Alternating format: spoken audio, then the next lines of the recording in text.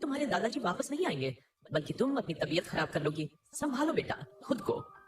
एक उम्र दराज महिला ने एक 12 साल की बच्ची जो कि सामने जलती चिता को देख रोए जा रही थी, उसे चुप करवाते हुए कहा, ये बच्ची थी माही शर्मा।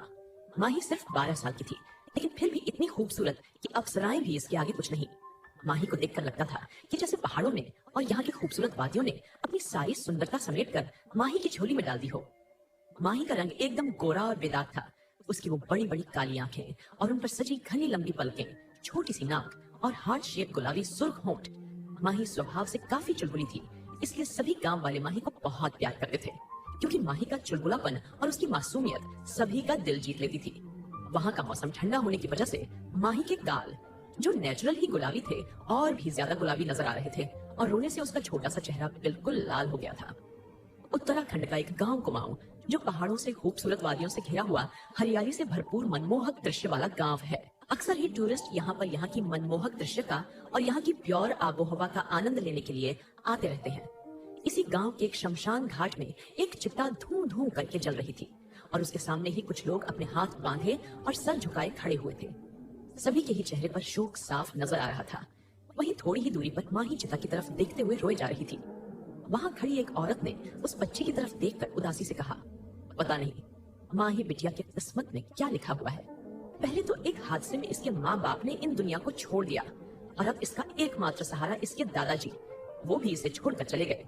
पता नहीं क्या होगा अब इस बच्ची का। माँ ही इन सभी बातों से अनजान एक बूढ़ी औरत को पकड़े हुए रो रही थी। उस बूढ़ी औरत ने उस बच्ची का सिर अपने सीने से लगाया हुआ था और उसके सिर को सहलाते हुए उसे बार बार सांत्वना दे रही थी।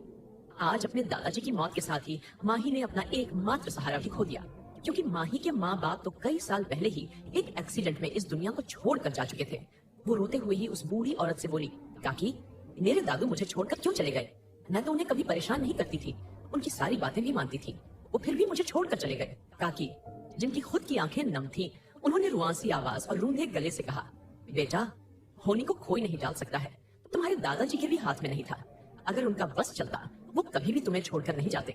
और तुम भी जानती हो ना, वो काफी वक्त से बीमार थे। माही का मासूम मन भला इन गहरी बातों को कहाँ से समझता। वो जिद करते हुए बोली, मुझे मेरे दादाजी चाहिए काकी, मुझे मेरे दादाजी के पास ले चलो। अब काकी बेचारी माही की इस इच्छा को कैसे पूरी कर पाती? काकी जानती थी कि माही बहुत ही मासूम है और उसका कोमल मन इस सच्चाई को स्वीकार कर ही नहीं पा रहा है। वो मन ही मन बोली, हे भगवान, इस मासूम बच्ची पर और जुल्म मत कर, किसी को तो भेज जो इसे संभाल ले, वरना इतनी बड़ी दुनिया में ये अकेली अपना गुजारा कैसे करेगी। तभी उसी शमशान घाट के बाहर गेट पर एक गाड़ी आकर रुकी। गाड़ी का ड्राइवर बाहर आया और उसने जल्दी से गाड़ी के फ्रंट सीट की तरफ का गेट ओपन किया। गेट ओपन होते ही एक उम्र दराज आदमी गाड़ी से बाहर आया। उस आदमी ने सफेद रंग के कपड़े पहने हुए थे और हाथ में अपना बेंत पकड़ा हुआ था, और उस आदमी के चेहरे पर नजर आ रहा रोब उसकी स्ट्रॉन्ग पर्सनालिटी को शो कर रहा था। उस आदमी के सिर के सारे बाल पूरे सफेद हो गए थे, लेकिन चेहरे पर एक अलग ही तेज नजर आ रहा था। ये कोई और नहीं, इंडिया की सबसे बड़ी कंपनी राजावत एम्पायर के मालिक अधिराज सिंह राजावत थे। तभी गाड़ी की फ्रंट सीट पर बैठा हुआ एक और आदमी गाड़ी में निकलकर बाहर आया। उसने अधिराज जी के पीछे खड़े होते हुए कहा, मालिक चलें। अधिराज सिंह राजावत के चेहरे पर भले ही सख्ती नजर आ रही थी, लेकिन आंखों में कई तरह के इमोशन नजर आ रहे थे। उन्होंने बिना अपने पीछे खड़े आदमी की तरफ देखे ही कहा, हाँ माधव, पहले ही मुझे आने में बहुत देर हो गई है, पर मैं अब और देर नहीं करना चाहता। कहने के साथ अधिराज जी ने अपने कदम शमशान घाट के अंदर की तरफ बढ़ा दिए। अधिराज जी की नजर जब मासूम माही पर गई तो उसका रोना देखकर उनका दिल पिघलने लगा। उनके चेहरे की सख्ती, जो कभी भी कम नहीं होती थी, अचानक ही उनके चेहरे पर माही को देखकर नरमी वाले भाव आ गए और उन्होंने अपने कदम माही की तरफ बढ़ा दिए। सामने जल रही चिता किसी और की नहीं, अधिराज सिंह राजावत के जिगरी दोस्त और बचपन के साथी ओम प्रकाश शर्मा की थी। भले ही उन दोनों की हैसियत में जमीन आसमान का अंतर रहा हो, लेकिन अधिराज सिंह राजावत के लिए अपने दोस्त ओम प्रकाश शर्मा की दोस्ती कहीं ज्यादा कीमती थी। उन्होंने जाकर रोती हुई माही के सिर पर हाथ रखा तो माही ने आंसू से भरी आंखों से अधिराज जी की तरफ देखा। अधिराज जी को अपने सामने देखकर माही ने कसकर अपनी बाहें अधिराज जी की कमर में लपेटी और भी जोर जोर से रोने लगी। अधिराज जी ने प्यार से माही के सिर पर हाथ फेरते हुए कहा, शांत हो जाओ बच्चे, संभालो खुद को। माही ने रोते हुए ही कहा, अंकल मेरे दादू चले गए, आप प्लीज उनसे कहिए ना कि वापस आ जाएं। वो तो आपकी सारी बात मानते हैं ना। माही ने अगर इस बार कुछ और मांगा होता तो अधिराज जी पलक झपकते ही उसकी इच्छा पूरी कर देते, पर माही उनसे वो मांग रही थी जो उनके बस में बिल्कुल नहीं था। वो नम आंखों से अपने दोस्त की जलती हुई चिता को देख रहे थे। फिर उन्होंने माही के सिर को सहलाते हुए कहा, माही बिटिया, अगर तुम्हारे दादू तुम्हें इतना रोते हुए देखेंगे तो वो बहुत उदास हो जाएंगे। तुम्हें पता है मुझे तुम्हारे दादू ने फोन करके क्या कहा था? तो माही ने अपना छोटा सा सिर उठाकर अधिराज जी की तरफ देखा, जैसे आंसू भरी आंखों से उनसे सवाल कर रही हो कि उसके दादू ने क्या कहा था। तो अधिराज जी ने कहा, उन्होंने कहा था कि मेरी माही बिटिया की आंखों में आंसू मत आने देना, क्योंकि जब भी वो रोती है ना तो मुझे तकलीफ होती है। क्या तुम चाहती हो कि तुम्हारे दादू को तकलीफ हो? माही ने अपना सिर धीरे से ना में हिलाया और कहा, नहीं, मैं उन्हें तकलीफ नहीं देना चाहती। तो अधिराज जी ने कहा, तो बस अब तुम खुद को संभालो और इतना मत रो, वरना तुम्हारी तबीयत खराब हो जाएगी बेटा। माही ने अपने दोनों हाथों से अपने आंसू पोंछते हुए कहा, ठीक है, मैं नहीं रोऊंगी, पर मैं क्या करूं? मुझे दादू की याद आ रही है, इसीलिए तो मुझे रोना आ रहा है ना। अधिराज जी ने अब माही से कुछ भी नहीं कहा, क्योंकि वो जानते थे कि इस मासूम ने अपना पूरा परिवार खो दिया था, तो उसके लिए अभी खुद को संभालना इतना भी आसान नहीं था। कुछ देर तक वो लोग वहीं खड़े रहे। फिर अधिराज जी माही को अपने साथ वापस ले आए। कुछ घंटे बाद अधिराज जी ने माही को थोड़ा बहुत खाना खिलाकर उसके रूम में ही सुला दिया था। माही को बिल्कुल भी भूख नहीं थी, पर अधिराज जी ने उसे उसके दादू का वास्ता दिया, तो माही ने उनकी बात मान ली और खाना खाकर सो गई। वहीं अधिराज जी उसके बगल में ही बैठे हुए प्यार से उसके सिर को सहला रहे थे। वो माही को देखते हुए कुछ सोच रहे थे। उनके दिमाग में कई तरह की बातें चल रही थी। जब उन्होंने देखा कि माही सो चुकी है, तब उन्होंने ब्लैंकेट से उसे अच्छे से कवर किया और उठकर रूम से बाहर आ गए। अधिराज जी भले ही खुद को काफी ज्यादा मजबूत दिखाने की कोशिश तो कर रहे थे, पर अंदर ही अंदर वो भी बहुत टूटा हुआ महसूस कर रहे थे। आखिर उनके बचपन का साथी उन्हें छोड़कर बहुत दूर जो चला गया था। वो आराम कुर्सी पर बैठे हुए पीछे की तरफ सिर टिकाए आंखें बंद किए बैठे कुछ सोच रहे थे। उनके बगल में ही माधव खड़ा हुआ था। माधव अधिराज जी का असिस्टेंट था और कई सालों से अधिराज जी के साथ था। वो अधिराज जी से कुछ कहना चाहता था, लेकिन उसे समझ नहीं आ रहा था कि वो अपनी बात कैसे शुरू करे। शायद माधव की इस कश्मकश को अधिराज जी भांप गए थे, इसलिए उन्होंने आंखें बंद किए ही कहा, कहो माधव, क्या कहना चाहते हो? माधव ने अपना गला साफ करते हुए कहा, अब आगे क्या करना है मालिक? माही, बिटिया को यहाँ अकेला छोड़कर तो नहीं जा सकते ना? अधिराज जी ने अपनी आंखें खोली और एक गहरी सांस भरते हुए कहा, माही हमारे साथ ही जाएगी। माधव, तुम्हें याद है ना कि मेरे दोस्त ने कितने भरोसे के साथ माही की जिम्मेदारी मुझे सौंपी थी? अपनी बात कहते हुए अधिराज जी थोड़े भावुक हो गए। उन्हें याद था जब आखिरी बार उनके दोस्त से उनकी बात हुई थी, तब ओम प्रकाश जी ने 2 दिन पहले ही अधिराज जी को फोन करके यहाँ आने के लिए कहा था। उस वक्त अधिराज जी अब्रॉड में थे। फ्लैशबैक।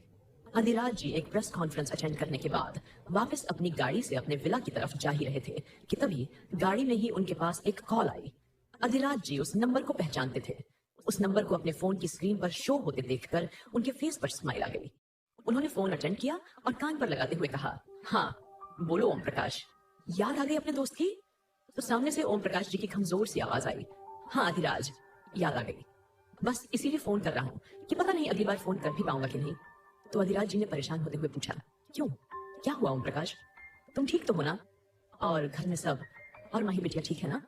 ओम प्रकाश जी जो बहुत ही ज्यादा बीमार थे, उन्होंने कुछ कहने के लिए मुंह खोला ही था कि तभी उन्हें जोर से खांसी आई, जिसे सुनकर अधिराज जी भी बेचैन हो गए। उन्होंने परेशान होते हुए कहा, ओम प्रकाश, तुम ठीक तो हो ना? तुम्हारी आवाज से तुम मुझे काफी बीमार क्यों लग रहे हो?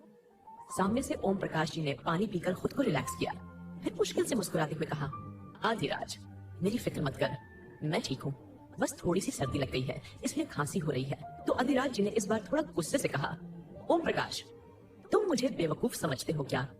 मैं कल ही तुमसे मिलने के लिए आ रहा हूँ। ओम प्रकाश जी ने कहा, मैंने तुम्हें यहाँ बुलाने के लिए ही तो फोन किया है अधिराज। अधिराज जी ने कहा, क्या हुआ है ओम प्रकाश, तुम मुझे बहुत परेशान लग रहे हो। तो ओम प्रकाश जी ने इस प्रकार थोड़े से रूंधे हुए गले से कहा, बस जिंदगी के दिन पूरे होने को आ गए हैं अधिराज। मेरी एक ही चिंता है जिसे सिर्फ तुम ही दूर कर सकते हो। अगर मेरी वो चिंता दूर हो गई तो मैं निश्चिंत होकर इस दुनिया से जा पाऊंगा। किस चिंता की बात कर रहे थे ओम प्रकाश? क्या माही अधिराज जी के साथ जाने को तैयार होगी? जानने के लिए सुनते रहिए टॉक्सिक लव 2 सिर्फ पॉकेट एफएम पर। अधिराज जी ने कहा, हाँ बोलो ओम प्रकाश, क्या कहना चाहते हो? तुम्हारा ये दोस्त तुम्हारे लिए हरदम हाजिर है। तो ओम प्रकाश जी ने कुछ देर चुप रहने के बाद कहा, अधिराज, मेरी जिंदगी कब खत्म हो जाएगी मैं कह नहीं सकता, पर मैं चाहता हूँ कि तुम माही बिटिया को अपने साथ ले जाओ, क्योंकि मेरे बाद उसका इस दुनिया में कोई भी नहीं है। मुझे उसी की चिंता लगी रहती है, पता नहीं मेरे बाद उसका क्या होगा। मेरी मासूम सी माही कैसे इस दुनिया का सामना कर पाएगी? लेकिन अगर वो तुम्हारे पास रहेगी तो मेरी आत्मा को भी मुक्ति मिलेगी, और वैसे भी वो तुम्हारी अमानत है। ओम प्रकाश जी की बात सुनकर अधिराज जी के चेहरे के भाव थोड़े से अजीब से हो गए। उन्हें देखकर ऐसा लग रहा था जैसे वो किसी दुविधा में हो।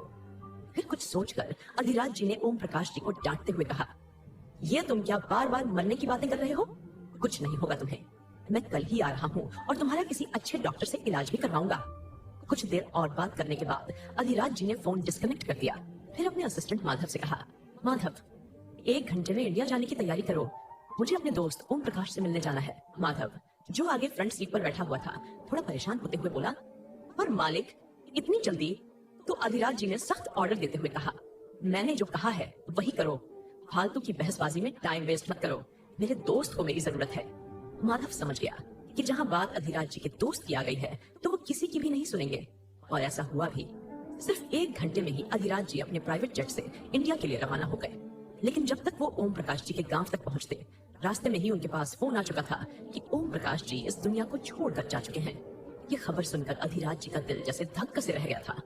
उन्हें तो विश्वास ही नहीं हो रहा था कि उनका दोस्त जो बचपन से उनके साथ रहा था वो इस दुनिया में नहीं है। अब वो जल्द से जल्द उसके गांव में पहुंचना चाहते थे क्योंकि उन्हें माही की फिक्र थी। Flashback and. ये याद करते ही अधिराज जी की आंखें नम हो गईं। माधव ने पहली बार अधिराज जी की आंखों में आंसू देखे थे, लेकिन माधव जानता था कि ओम प्रकाश जी अधिराज जी के लिए क्या मायने रखते हैं। इसीलिए उन्होंने अधिराज जी को सांत्वना देते हुए कहा, खुद को संभालिए मालिक, अभी तो आपको माही बिटिया की जिम्मेदारी भी उठानी है। पर मालिक, कहते कहते माधव चुप हो गया। अधिराज जी ने माधव की तरफ देखा और पूछा, क्या हुआ माधव, क्या तुम कुछ और कहना चाहते हो? माधव ने थोड़ा झिझकते हुए कहा, मालिक आपको महागुरु जी की बात याद है ना कि उन्होंने क्या कहा था? माधव की बात सुनकर अधिराज जी चुप हो गए और कुछ देर आंखें बंद किए, कुछ सोचने लगे।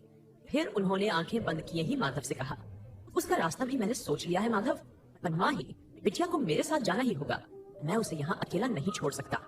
माधव जानता था कि अगर अधिराज जी ने कोई फैसला किया है तो वह सोच समझ कर ही किया होगा, इसीलिए उसने कहा, ठीक है मालिक, मुझे पता है आप जो सोचेंगे सबके भले के लिए सोचेंगे, और माही बिटिया को अपने साथ ले जाने का आपका फैसला बिल्कुल सही है, ताकि ओम प्रकाश जी की आत्मा को शांति मिल सके।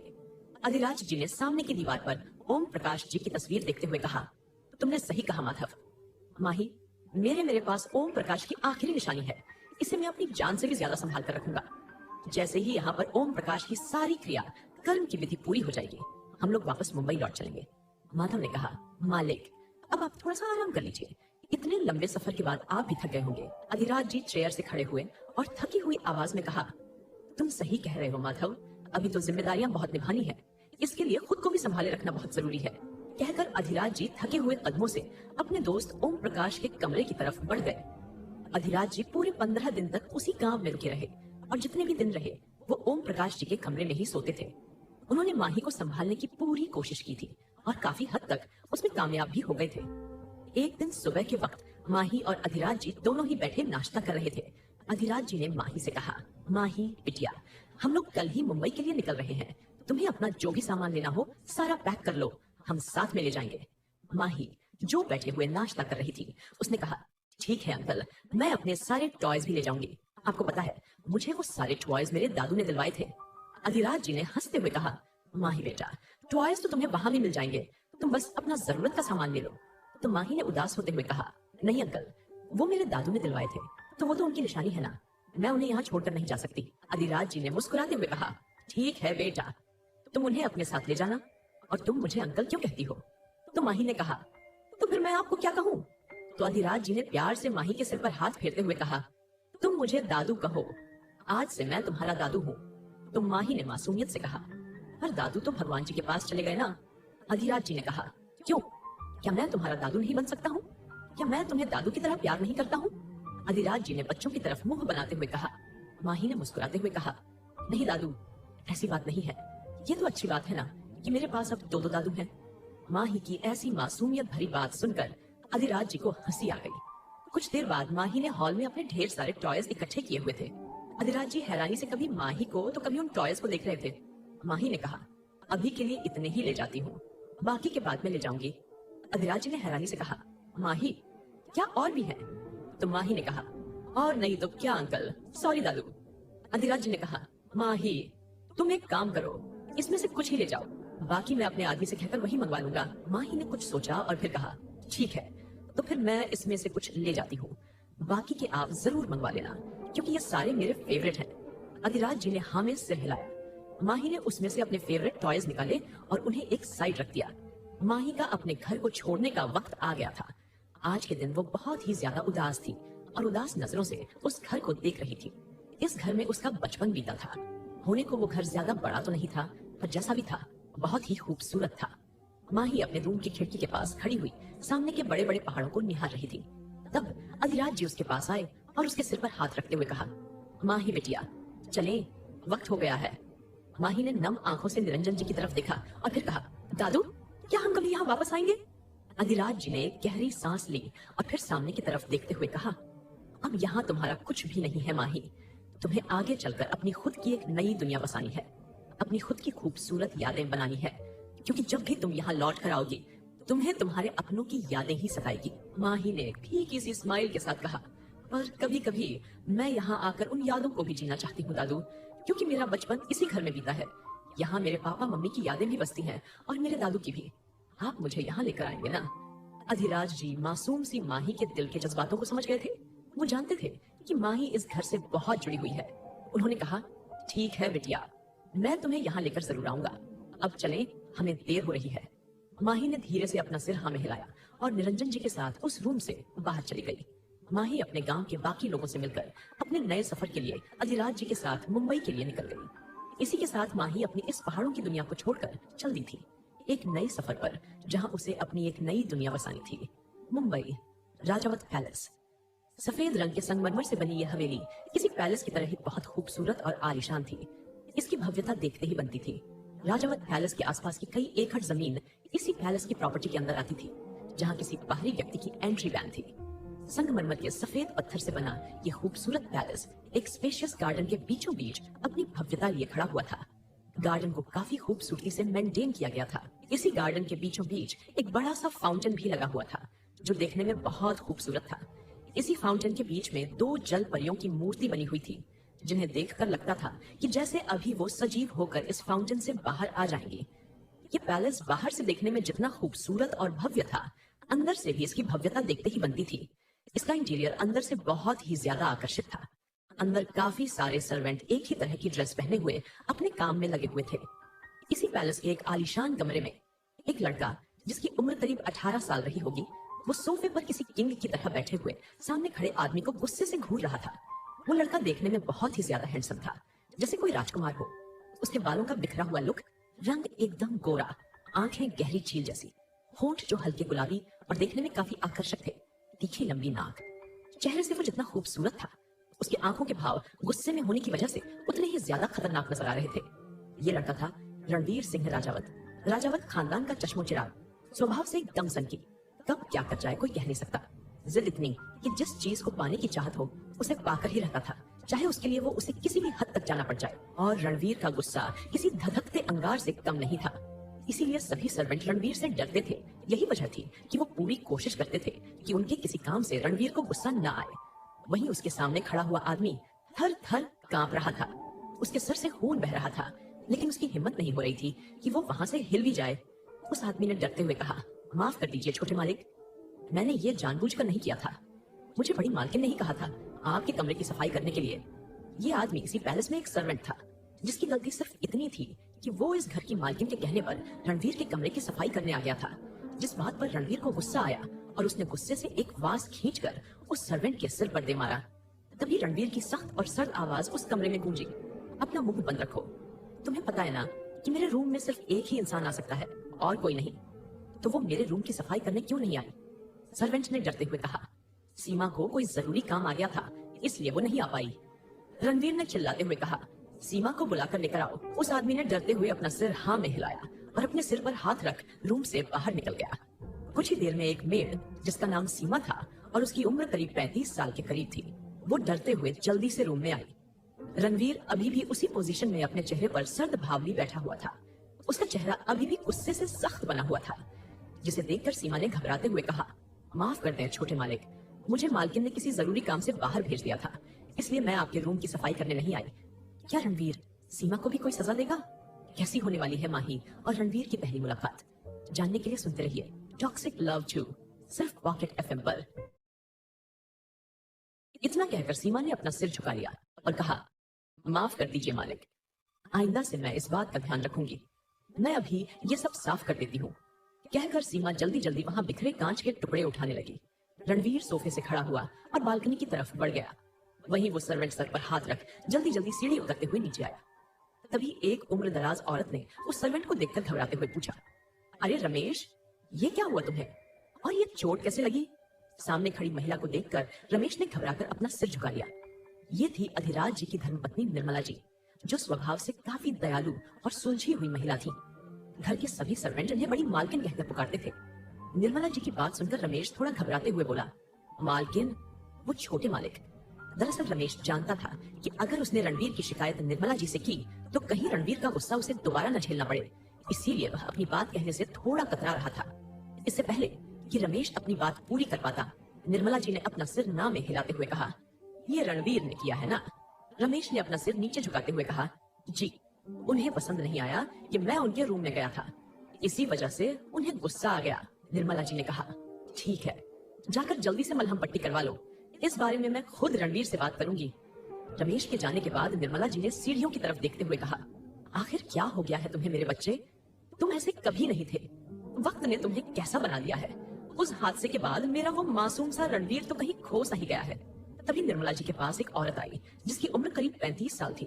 उसने वहां आते हुए कहा, माँ जी, आप फिक्र मत कीजिए, कोई तो होगा जो हमारे रणवीर के गुस्से की आग को ठंडी रखने का दम रखता होगा और हमारे रणवीर को पहले की तरह वही हंसता खेलता हुआ रणवीर बना देगा। ये थी अधिराज जी के दूसरे बेटे अभिराज जी की पत्नी सुगंधा सिंह राजावत, जो स्वभाव से काफी हंसमुख और समझदार महिला थी। निर्मला जी ने मुड़कर सुगंधा जी की तरफ देखा और फिर सोफे पर बैठते हुए कहा, बस सुगंधा, मुझे भी उस दिन का इंतजार है कि कब कोई मेरे रणवीर के चेहरे पर वही पहले वाली मुस्कुराहट लौटा पाएगा। पता नहीं ये बूढ़ी आंखें अपने पोते को पहले की तरह हंसता मुस्कुराता हुआ देख भी पाएंगी कि नहीं। सुगंधा जी ने निर्मला जी के पास बैठते हुए कहा, ऐसा जरूर होगा माँ जी, मुझे पूरा विश्वास है। निर्मला जी ने उदासी भरे लहजे में कहा, जब से रणवीर ने उस हादसे में अपने माँ बाप को खोया है, तब से ही उसका बचपन भी कहीं खो गया। ये बूढ़ी आंखें तो तरस गई हैं सुगंधा अपने बच्चे की खुशी देखने के लिए। तभी वहां पर सुगंधा जी के पति अभिराज सिंह राजावत ने आते हुए कहा, माँ, आप इतनी चिंता क्यों करती हैं? हम सब है ना रणवीर को संभालने के लिए। हमारे लिए हमारा रणवीर तो वही है ना जो हमारे और बच्चे हैं। फिर अभिराज ने सोफे पर बैठते हुए कहा, माँ, पिताजी कब आने वाले हैं? वो तो आज ही आने वाले थे ना, तो अभी तक आए क्यों नहीं? सुगंधा जी ने अभिराज जी से कहा, हाँ अभिराज, पिताजी आज ही आने वाले हैं और शाम तक पहुंच भी जाएंगे। मेरी बात हुई थी पिताजी से। अभिराज ने कहा, चलो अच्छा है, क्योंकि कल मुझे अब्रॉड के लिए जाना है, तो मैं जाने से पहले पिताजी से मिलना चाहता था। वहीं रणवीर अपने रूम की बालकनी की रेलिंग पर दोनों हाथ टिकाए सामने की तरफ देख रहा था। उसकी आंखों में कुछ अजीब से ही गहरे राज समाये हुए थे। वो क्या थे, ये तो रणवीर ही जानता था। रणवीर भले ही 18 साल का एक टीनेज बॉय था, लेकिन उसकी पर्सनैलिटी इतनी सी उम्र में ही काफी ज्यादा दमदार थी। उसके चेहरे पर नजर आने वाला रौब बाकियों से उसे अलग ही बनाता था। सभी घर वाले रणवीर के गुस्से से अच्छे से वाकिफ थे, यहाँ तक कि वहाँ के सर्वेंट भी, क्योंकि जरा सी गलती होने पर रणवीर कई बार गुस्से में उन्हें टॉर्चर कर चुका था। रणवीर ने अपने दोनों हाथ रेलिंग पर टिकाए हुए ही अपनी आंखें बंद कर ली। तभी उसके जहन में अतीत की कुछ खौफनाक तस्वीर किसी फिल्म की तरह चलने लगी। उसके फेस के एक्सप्रेशन बनते बिगड़ते नजर आ रहे थे। उसके कनपटी पर पसीने की बूंदें नजर आने लगी, जैसे वो कुछ ऐसा देख रहा हो जो उसे बेचैन कर रहा था। तभी झटके से रणवीर ने अपनी आंखें खोल दी। उसकी आंखें लाल सुर्ख नजर आ रही थीं और चेहरे पर घबराहट और गुस्से के मिले जुले भाव नजर आ रहे थे। उसने गहरी सांसें लेकर खुद को शांत किया और अपने कदम रूम की तरफ बढ़ा दिए। अब तक सीमा रूम की सफाई करके जा चुकी थी। रणवीर वॉशरूम में गया और शॉवर ऑन कर उसके नीचे खड़ा हो गया। शॉवर के ठंडे पानी की बूंदें जैसे ही रणवीर के ऊपर पड़ी, उसे अपना मन शांत होता हुआ महसूस हुआ। रणवीर अब कपड़ों के साथ ही शॉवर के पानी के नीचे भीग रहा था। धीरे धीरे उसका लाल पड़ता हुआ चेहरा अब नॉर्मल होने लगा था। शाम का वक्त। राजावत पैलेस का बड़ा सा मेन गेट 2 गार्ड्स ने मिलकर एक साथ खोला। इसी के साथ एक चमचमाती हुई सफेद रंग की बड़ी सी गाड़ी उस गेट से अंदर आई। इस गाड़ी की पिछली सीट पर बैठे हुए थे अधिराज जी और माही। माही तो खिड़की से झांककर बड़ी बड़ी आंखें किए उस खूबसूरत से महल को देख रही थी। उसकी आंखों की चमक उसकी एक्साइटमेंट को साफ जता रही थी। अधिराज जी इस वक्त सीट से सिर टिकाए आंखें बंद किए किसी गहरी सोच में थे। जब माही की चहकती हुई आवाज अधिराज जी के कानों में आई, दादू, ये आपका घर है? क्या यहाँ पर आप अकेले रहते हो? अधिराज जी ने आंखें खोलकर तिरछी नजर से माही की तरफ देखा, फिर मुस्कुराते हुए कहा, हाँ बेटा, ये हमारा घर है और आज से तुम्हारा भी।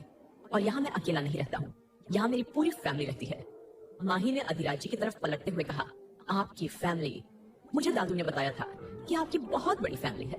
मुझे बहुत अच्छी लगती है बड़ी फैमिली। तो अधिराज जी ने हंसते हुए कहा, हाँ बिटिया, अब से ये फैमिली तुम्हारी भी है और वो सभी लोग भी तुम्हें बहुत प्यार करेंगे क्योंकि तुम हो ही इतनी प्यारी। माही तो पहले ही पैलेस को देखकर बहुत खुश हो रही थी और जब से उसे पता चला था कि अधिराज जी की बहुत बड़ी फैमिली है, अब तो उसकी खुशी का ठिकाना ही नहीं था। क्योंकि माही हमेशा से ही अपने दादू के साथ अकेली रही थी, तो उसे हमेशा अकेलापन सा महसूस होता था। हालांकि उसके मोहल्ले पड़ोस के लोग उसे बहुत प्यार करते थे, लेकिन फैमिली की तो बात ही अलग होती है ना। कुछ ही देर में वो गाड़ी मेन एंट्रेंस के सामने आकर रुकी।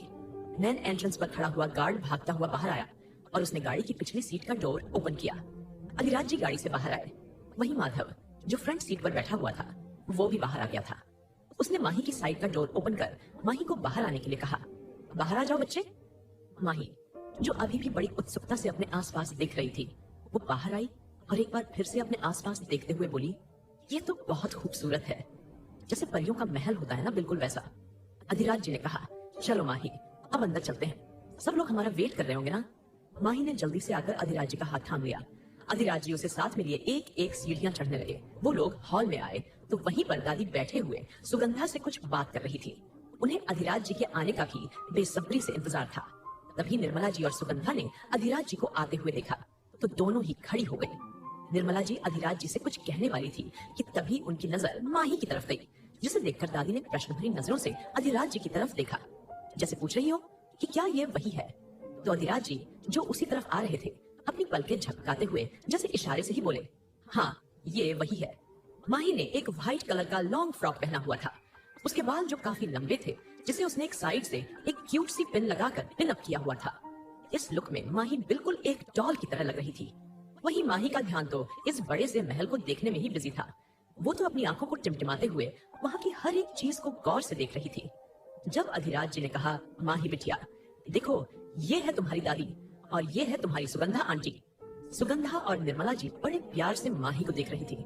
सुगंधा जी ने धीरे से दादी से कहा, माँ जी, ये कितनी प्यारी है, बिल्कुल एक परी की तरह। निर्मला जी ने मुस्कुराते हुए कहा, हाँ ये बिल्कुल एक परी की तरह है।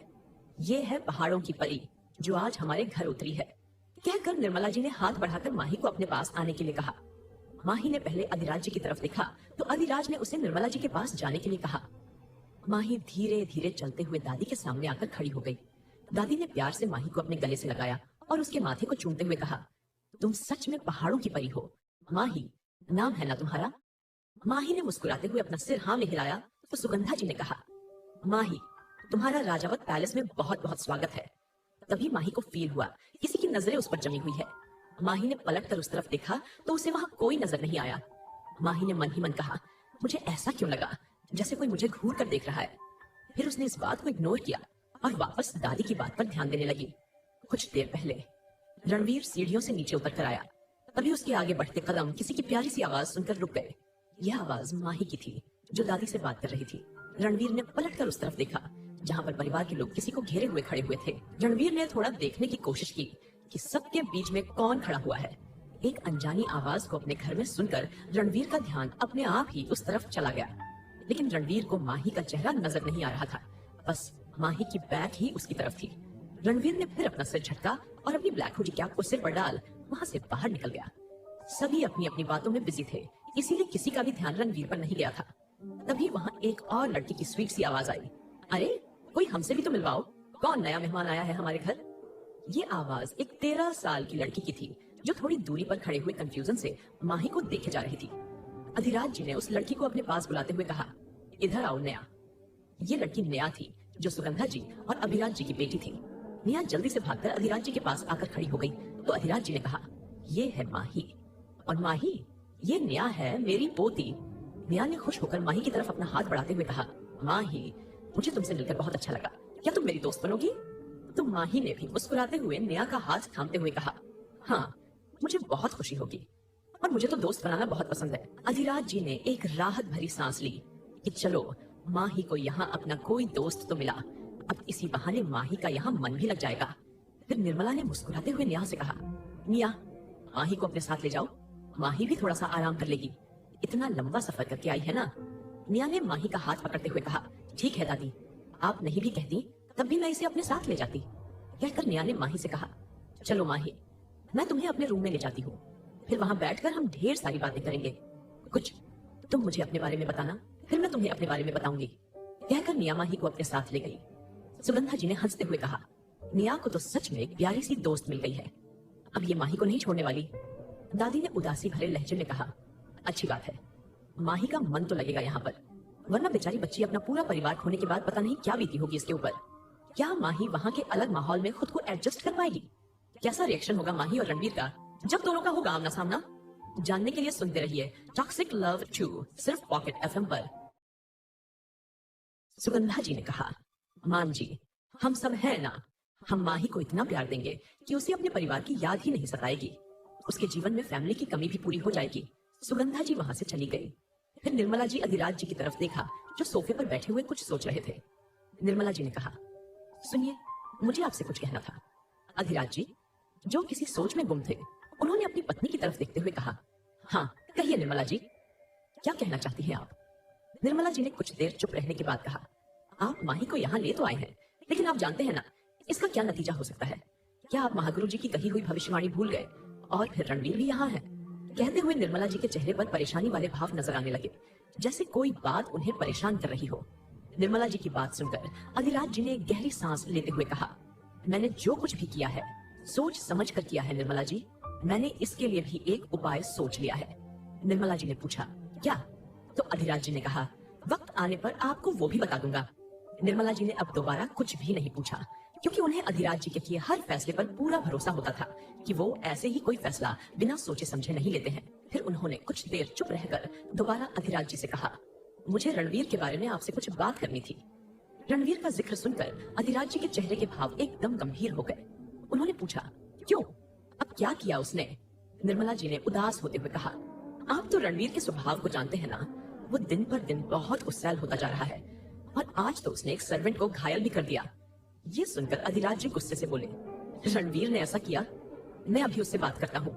कहकर अधिराज जी जैसे ही खड़े होने लगे, निर्मला जी ने उन्हें रोकते हुए कहा, देखिए अभी आप उससे कोई बात मत कीजिए, मैं खुद उससे बात करूंगी, आप थके हुए हैं, जाकर आराम कीजिए।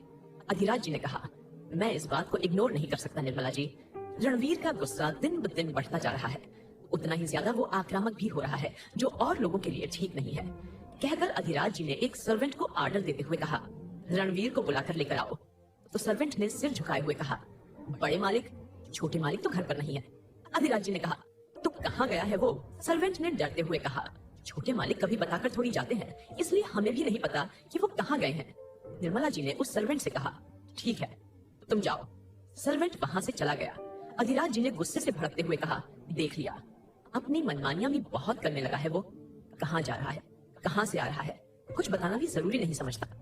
निर्मला जी ने उन्हें शांत करते हुए कहा, देखिए आप शांत हो जाइए, जैसे ही वो आएगा मैं खुद उससे बात करूंगी, आप चिंता मत कीजिए, आप रूम में जाकर आराम कीजिए। अधिराज जी ने अपना सिर हिलाते हुए कहा, ठीक है अभी जा रहा हूँ, लेकिन जैसे ही वो वापस लौटे मुझे बता देना। कहकर अधिराज जी अपने रूम की तरफ बढ़ गए। वहीं दूसरी तरफ माही तो अपनी आंखें बड़ी किए हैरानी से निया के रूम को देखते हुए बोली, तुम्हारा कमरा कितना बड़ा है निया, क्या तुम यहाँ अकेली रहती हो? तो निया ने हंसते हुए कहा, अब मेरे कमरे में मैं ही तो रहूंगी ना, कोई और थोड़ी रहेगा मेरे साथ, अब पूरे घर को थोड़ी बसा लूंगी यहाँ। माही ने कहा, क्या तुम्हें डर नहीं लगता है इतने बड़े कमरे में अकेले रहने से? तो निया ने बेड पर बैठते हुए कहा, अरे बुद्धू, इसमें डरने वाली क्या बात है, अपने घर में भी कोई डरता है क्या? चलो मैं तुम्हें कुछ और भी दिखाती हूँ। कहकर निया बेड से उठी और माही का हाथ पकड़ उसे बालकनी की तरफ ले गई। बाहर की बालकनी देखकर तो माही का मुंह खुला का खुला रह गया। बालकनी का नजारा बहुत ही खूबसूरत था। बालकनी का इंटीरियर ऐसा था जैसे कि कोई फेरीलैंड हो। माही घूम घूम कर पूरी बालकनी को देख रही थी। माही ने खुश होते हुए कहा, ये वाकई में बहुत खूबसूरत है। फिर माही ने रेलिंग से देखा तो वहां से पूरा गार्डन नजर आ रहा था, जो देखने में किसी जन्नत से कम नहीं लग रहा था। माही ने खुश होते हुए कहा, तुम्हारे यहाँ से तो ये बगीचा कितना खूबसूरत नजर आ रहा है। निया उसके पास ही आकर खड़ी गई और कहा, ये तो कुछ भी नहीं है, मेरे रणवीर भाई के रूम से तो और भी खूबसूरत नजारा दिखता है। माही ने नेहा की तरफ देखते हुए कहा, तो क्या वहां का नजारा यहाँ से भी खूबसूरत है? तो चलो ना, एक बार हम भी चलकर देखते हैं। पर नेहा ने थोड़ा उदास होते हुए कहा, वहां पर हम नहीं जा सकते। रणवीर भाई को बिल्कुल पसंद नहीं है कि कोई रूम में उनके बिना परमिशन के कोई भी जाए। तो माही ने कहा, भला वो तुम्हें मना क्यों करेंगे, तुम तो उनकी बहन हो ना। नेहा ने कहा, तुम ना अभी मेरे रणवीर भाई को जानती नहीं हो, वो बहुत गुस्से वाले हैं। और पता है, कभी कभी तो मुझे भी उनसे डर लगता है। एक बार मैं गलती से उनके रूम में चली गई थी और उन्होंने मुझे इतना जोर से डांटा था कि फिर मेरी कभी हिम्मत वहां जाने की नहीं हुई। माही ने हैरानी से कहा, सच में वो इतने गुस्से वाले हैं? फिर तुम अपनी माँ को कहकर उन्हें डांट क्यों नहीं पड़वा देती हो? मुझे तो कोई डांटे ना तो मैं तो अपने दादू से शिकायत कर देती थी, और जब तक मेरे दादू उसको डांटते नहीं थे ना, मुझे चैन ही नहीं मिलता था। नेहा ने कहा, पर मेरे रणवीर भाई इतने गुस्सैल हैं कि अगर कभी कोई उन्हें डांट भी देता है तो उनका गुस्सा और भी हाइपर हो जाता है। इसीलिए तो कोई भी उन्हें ज्यादा कुछ नहीं कहता सिवाय दादाजी के। और वो दादाजी की भी बात नहीं मानते हैं, हमेशा अपने मन की ही करते हैं। माही ने मुंह बनाते हुए कहा, मॉन्स्टर है क्या तुम्हारे भाई, जो किसी की भी बात नहीं मानते? नेहा ने सामने की तरफ देखते हुए कहा, बस यही समझ लो। खैर छोड़ो। अच्छा, तुम्हें भूख लगी होगी ना? माही को अब जाकर याद आया कि उसने तो काफी देर से कुछ खाया ही नहीं है। उसने अपने पेट पर हाथ रखते हुए कहा, हाँ, मेरे पेटू को बहुत ही भूख लगी है, चलो ना हम कुछ खाते हैं। नेहा ने कहा, अब तो डिनर भी रेडी हो गया होगा, चलो तुम फ्रेश हो जाओ, उसके बाद हम नीचे चलते हैं। माही और नेहा दोनों वापस रूम में आ गई। माही ने अभी तक अपने बैग्स खोले नहीं थे, इसलिए उसने शॉवर लेने के बाद नेहा की ही टी शर्ट और लोअर को पहन लिया था। नेहा और माही की पर्सनालिटी लगभग सेम ही थी, दोनों की एज भी लगभग बराबर ही थी, इसीलिए माही को नेहा के कपड़े फिट आ गए थे। माही ने एक ढीली ढाली लाइट पिंक कलर की टी शर्ट पहनी हुई थी, जिसके आगे एक बनी बना हुआ था, और ऑफ व्हाइट कलर की कैपरी पहनी हुई थी और अपने बालों की पोनी बनाई हुई थी। इन कपड़ों में माही वाकई में एक क्यूट सी बनी ही लग रही थी। कुछ ही देर बाद मेड उन्हें डिनर के लिए बुलाने आ गई, तो माही और नेहा दोनों ही डाइनिंग हॉल की तरफ चली गई। डाइनिंग टेबल पर ढेर सारा खाना लगा हुआ था, जिसे देखकर माही मन ही मन बोली, क्या आज यहाँ पर खाना खाने कोई बारात आने वाली है? इतना सारा खाना कौन बनाता है? नेहा माही के बगल में ही बैठी हुई थी, इसलिए माही ने नेहा से पूछा, नेहा, क्या यहाँ पर और मेहमान आने वाले हैं? ये इतना सारा खाना क्यों लगा हुआ है? नेहा ने हंसते हुए कहा, अरे बुद्धू, यहाँ कोई मेहमान नहीं आने वाला है, हमारे यहाँ रोज इतना ही खाना बनता है। तो माही ने कहा, क्या सभी लोग इतना खाना खा लेते हैं? तो नया ने कहा, माही, तुम कितनी बातें करती हो, चुपचाप खाना खाओ ना, मुझे तो बहुत तेज भूख लगी है। कहकर नया अपना खाना खाने लगी। माही को भी भूख तो बहुत तेज लगी थी। फिलहाल के लिए उसने अपने सवालों के बवंडर को थामा और चुपचाप अपना डिनर करने लगी। अधिराज जी चुपचाप खाना खा रहे थे, वहीं परिवार के बाकी के सदस्य भी वहां मौजूद थे। निर्मला जी और सुगंधा जी भी वहीं बैठी हुई थी। अभिराज जी किसी बिजनेस पार्टी के लिए बाहर गए हुए थे, इसलिए वो डिनर वहीं से करके आने वाले थे। सर्वेंट अपने हाथ बांधे पीछे खड़े हुए थे। अधिराज जी ने जब रणवीर को डाइनिंग हॉल में आते नहीं देखा, तो निर्मला जी से पूछा, कहाँ गया है वो आपका लाडला? निर्मला जी, अभी तक आया क्यों नहीं? निर्मला जी ने विचारों वाली शक्ल बनाते हुए कहा, वो शाम से अभी तक घर नहीं लौटा है। अधिराज जी ने कहा, उसे फोन किया कि नहीं? निर्मला जी ने कहा, हाँ, मैंने फोन किया था, उसने कहा था कि वो आधे घंटे में लौट आएगा। कोई बात नहीं, वो आएगा तो मैं उसे बाद में खाना खिला दूंगी। अधिराज जी ने अपना सिर ना में हिलाते हुए कहा, क्या करूं मैं इस लड़के का, बिल्कुल हाथ से निकलता ही जा रहा है। फिर अधिराज जी चुपचाप अपना खाना खाने लगे और कुछ देर बाद सभी अपना अपना डिनर करके अपने रूम की तरफ चले गए। आज माही नेहा के साथ ही सोने वाली थी। रात का वक्त माही और नेहा दोनों ही एक बेड पर सुकून से सो रहे थे, पर माही को रह रहकर अपने दादू की बहुत याद आ रही थी, इसीलिए बीच में ही उसकी नींद खुल गई और वो इधर उधर करवट लेकर वापस सोने की कोशिश करने लगी। पर वो जैसे ही अपनी आंखें बंद करती, उसे अपने दादू की यादें घेर लेती, जिसे याद कर माही इमोशनल होने लगी थी। उसने नेहा की तरफ देखा, जो पिलो को टाइट पकड़े हुए सुकून से सो रही थी। उसका मन नहीं हुआ नेहा को जगाने का। वो उठकर बालकनी की तरफ आ गई और कुछ देर वहीं बैठे हुए आसमान की तरफ देखने लगी। आसमान की तरफ देखते हुए माही ने धीरे से कहा, दादू, आप भी मेरे पापा मम्मी की तरह तारा बन गए हो ना? क्या आप मुझे वहां से देख पा रहे हो? तो फिर सुन भी पा रहे होंगे ना? आपकी माही को आपकी बहुत याद आ रही है दादू। माही कुछ वहां ऐसे ही बैठी रही, फिर वो खड़ी हुई और रेलिंग के पास आकर सामने गार्डन की तरफ देखने लगी। वहां चल रही हल्की हल्की हवा में माही के लंबे बाल हल्के से लहरा रहे थे। वहीं चांद की रोशनी माही के छोटे से मासूम से चेहरे पर पड़ रही थी, जिसमें उसका गोरा रंग किसी चांदी की तरह चमक रहा था। वहीं गार्डन की तरफ देखते हुए माही की आंखों में एकदम से चमक आ गई और फेस पर बड़ी सी स्माइल। उसने जल्दी से रेलिंग को अपने दोनों हाथों से पकड़ा और कहा, वाओ, फायरफ्लाइज, वो भी इतनी सारी। दरअसल गार्डन में बहुत सारी फायरफ्लाइज इधर से उधर उड़ रही थी, जिससे वहां का नजारा बहुत ही खूबसूरत नजर आ रहा था। माही जल्दी से रूम में आई और रूम का डोर ओपन कर बाहर चली गई। माही को फायरफ्लाइज पकड़ना बहुत पसंद था। वो जल्दी से भागते हुए बाहर आई और गार्डन की तरफ बढ़ गई। गार्डन में पौधों के आसपास ढेर सारी फायरफ्लाइज इधर से उधर उड़ते हुए वहां के नजारे को बहुत ही खूबसूरत बना रही थी। माही खुश होकर उन फायरफ्लाइज को पकड़ने के लिए भागी, लेकिन माही उन्हें पकड़ नहीं पा रही थी। लेकिन माही की कोशिश बिल्कुल अपने नेक्स्ट लेवल पर ही थी। बड़ी मशक्कत के साथ माही ने एक फायरफ्लाई को पकड़ा और अपनी हथेलियां में बंद कर लिया। फिर धीरे से उसे अपने दोनों हाथ की हथेलियां को हल्का सा ओपन किया तो वो फायरफ्लाई उसकी हथेली के अंदर से बाहर निकालने की कोशिश कर रही थी। माही ने मुस्कुराते हुए कहा, अब तो मैं तुम्हें कहीं नहीं जाने दूंगी और अपने पास ही रखूंगी। तभी एक आवाज माही के कानों में आई, कौन हो तुम और यहाँ क्या कर रही हो? इस आवाज को सुनकर माही, जो अभी फायरफ्लाई से बातें कर रही थी, अचानक ही चौंक गई और जैसे ही झटके से वह पीछे पलटी, उसका पैर लड़खड़ाया और वो सीधा घास पर ही गिर गई। आखिर किसके यूं अचानक आ जाने से माही एकदम घबरा गई थी। क्या वह शख्स माही को कोई नुकसान पहुंचाएगा? क्या माही किसी बड़ी मुसीबत में फंस गई है? जानने के लिए सुनते रहिए टॉक्सिक लव 2, सिर्फ पॉकेट एफएम पर।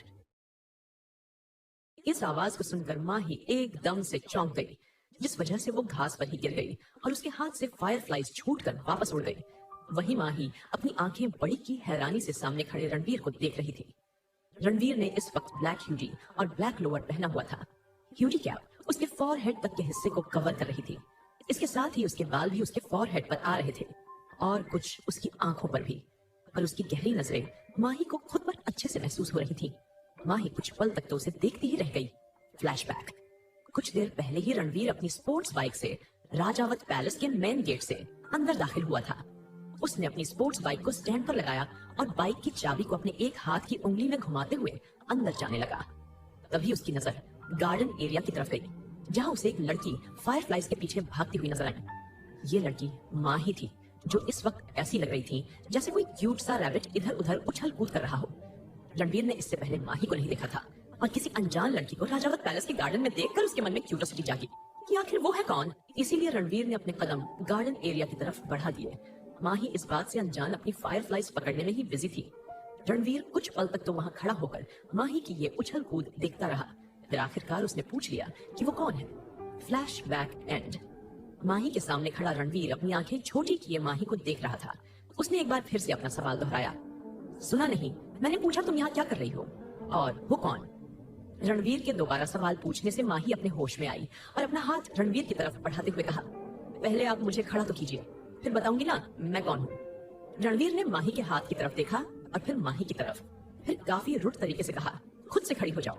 माही ने मन ही मन कहा, यह कितना ज्यादा खड़ूस है और एटीट्यूड तो देखो इसका। माही फिर खड़ी हुई और अपने कपड़े झाड़ते हुए बोली, पहले आप बताइए कि आप कौन हैं और यहाँ क्या कर रहे हैं? रणवीर ने अपने हाथ बांधते हुए कहा, जहां तक तुम्हें याद हो कि सवाल मैंने पहले पूछा था और वो भी 2 बार, तो जवाब तुम्हें देना चाहिए, न कि मुझे। माही ने भी अपने हाथ बांधे और दूसरी तरफ देखते हुए कहा, मैं अजनबियों को अपना नाम नहीं बताती हूँ, समझे?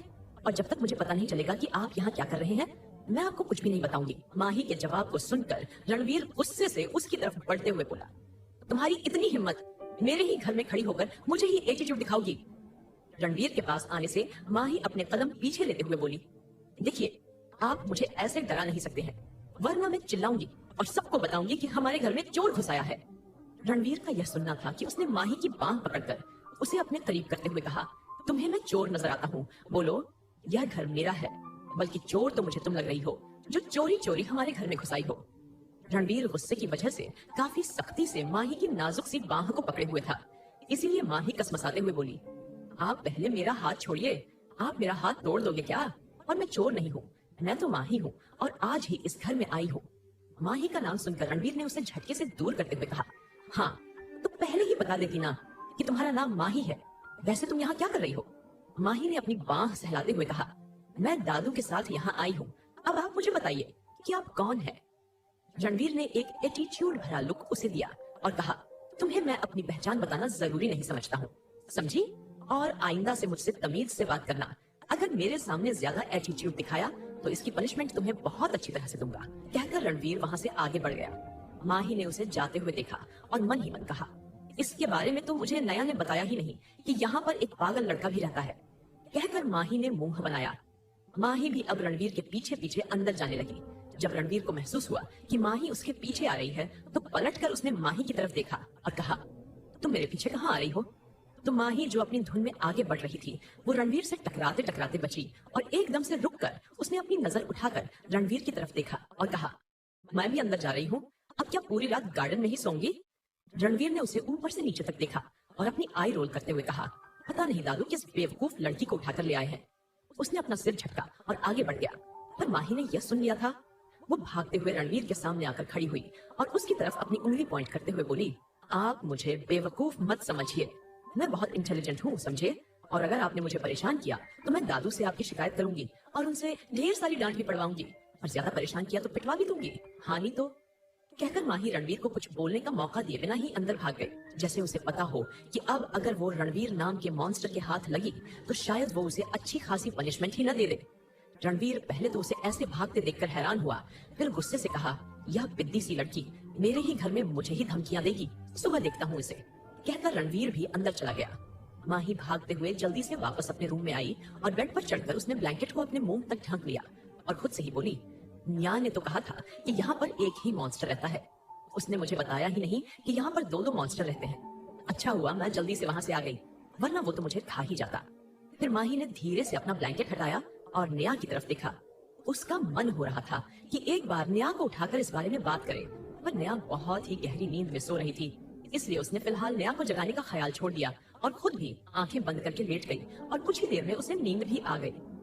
दूसरा दिन। क्या मॉन्स्टर? वो भी हमारे गार्डन में? वैसे तुम इतनी रात को हमारे गार्डन में करने क्या गई थी? निया ने हैरानी से पूछा। निया और माही दोनों ही इस वक्त बालकनी में काउच पर बैठी हुई थी।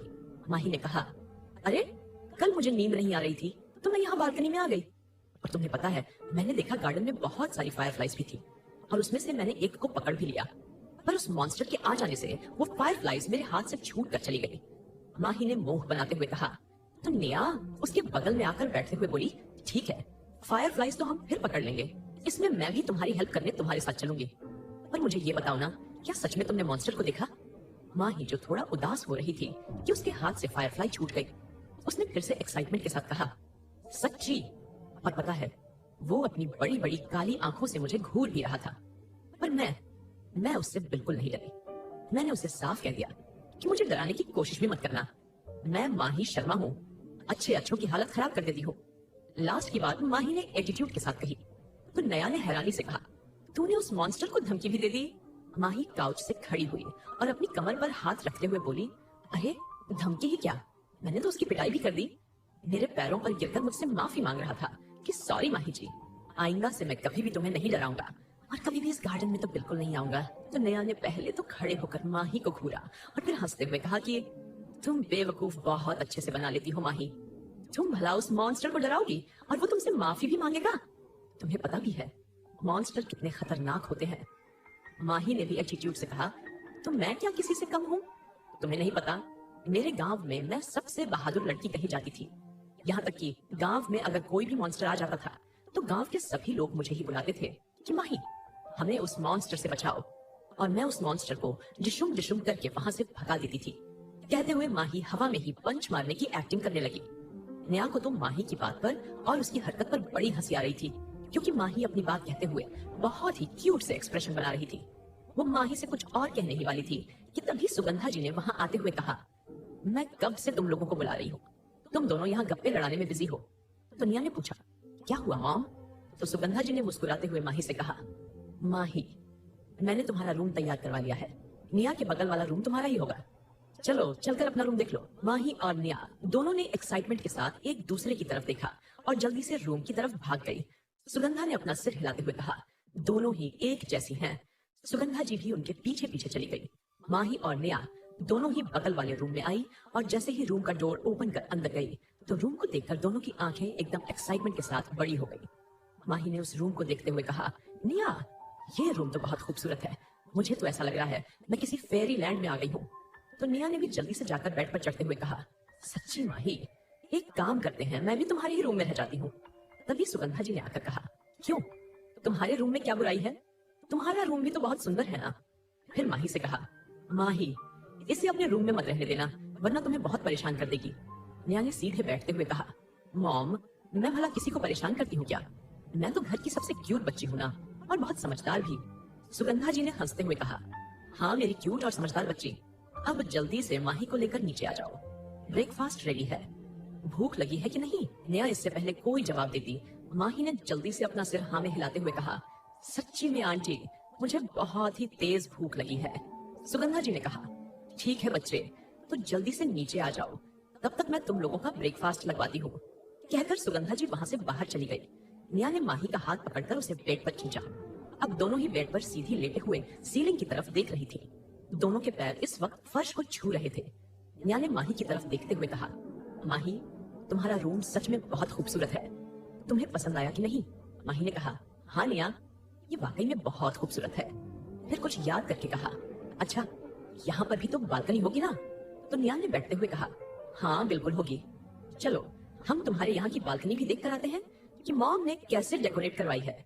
कहकर नेहा माही का हाथ पकड़कर उसे बाहर बालकनी ले आई। माही के रूम की बालकनी भी बहुत बड़ी और बहुत ही खूबसूरती से डेकोरेट की गई थी, जो बिल्कुल नेहा की बालकनी की तरह लग रही थी। क्या रणवीर गुस्से में आकर माही को कोई पनिशमेंट देगा? क्या माही सब घर वालों को रणवीर की हरकत के बारे में बताएगी? जानने के लिए सुनते रहिए टॉक्सिक लव 2 सिर्फ पॉकेट एफएम पर